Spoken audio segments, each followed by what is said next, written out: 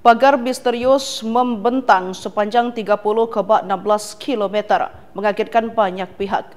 Pagar itu muncul di pesisir Kabupaten Tangerang, Provinsi Banten. Kepala Dinas Kelautan dan Perikanan Provinsi Banten, Eli Susyanti, seperti dikutip dari Kompas TV, Rabu 8 Januari 2025 mengatakan struktur pagar tersebut terbuat dari bambu atau cerucuk dengan ketinggian rata-rata 6 meter. Setelah diinvestigasi, aparat gabungan tidak ada suatu rekomendasi atau izin dari pihak berwenang untuk membuat pagar tersebut.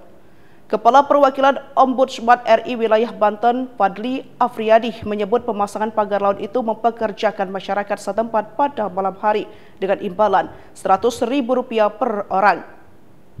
Lebih lanjut, proses investigasi terus dilakukan, baik Ombudsman RI bersama DKP Banten berfokus untuk mengungkap dalang di balik aktivitas ini.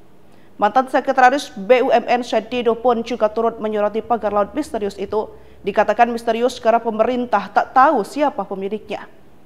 Sering menyatakan bahwa di PIK 2 sudah terjadi negara di dalam negara. Bahwa yang ingin membantah bahwa itu tidak terjadi. Fakta menunjukkan ini di belakang saya. Ini sekitar 1-2 km itu terlihat laut yang sudah dipagar, kata Syedido di dalam video tersebut.